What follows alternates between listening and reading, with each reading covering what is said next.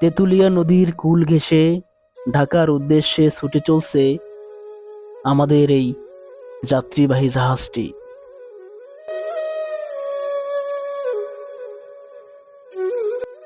সূর্যটা হয়তো কিছুক্ষণের মধ্যেই অস্ত যাবে। যাত্রীরা অপেক্ষা করছে আমাদের এই জাহাজটির জন্য। তেঁতুলিয়া নদী বাংলাদেশের দক্ষিণ পশ্চিম অঞ্চলের বরিশাল, ভোলা এবং পটুয়াখালী জেলার একটি নদী।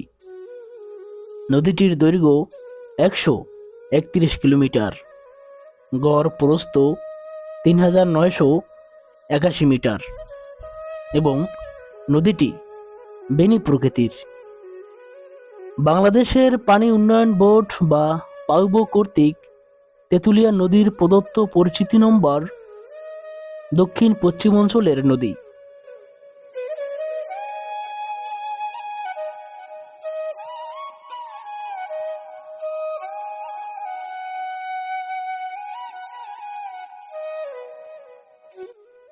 যাত্রীদের দীর্ঘ অপেক্ষার পরে লঞ্চটি অবশেষে ঘাটে এসে পৌঁছায়। কিছুক্ষণের মধ্যেই যাত্রীদের লঞ্চে ওঠার জন্য যেই সিঁড়িটি রয়েছে সেটি ফেলে দেওয়া হয়েছে। সাথে সাথে যাত্রীরা লঞ্চে ওঠার চেষ্টা করছে।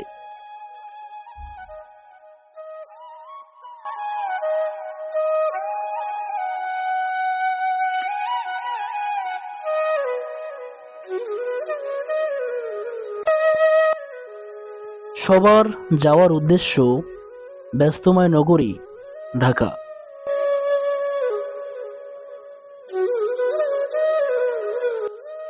দক্ষিণ পশ্চিমাঞ্চলের মানুষ, বিশেষ করে দ্বীপ জেলা ভোলা, পটুয়াখালী, বরিশাল, বরগুনা ওইসব অঞ্চলের মানুষ এভাবেই বিশাল যাত্রীবাহী শিপে করে যাতায়াত করে থাকে।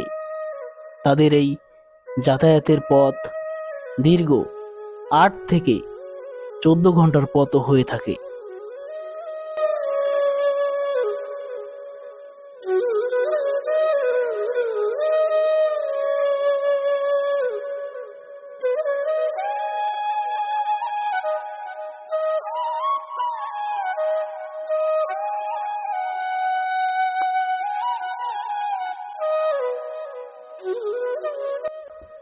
অবশেষে সব যাত্রীরা যখন লঞ্চে উঠে যায় তখন লঞ্চটি ছেড়ে যায় ব্যস্তময় নগরী ঢাকার উদ্দেশ্যে।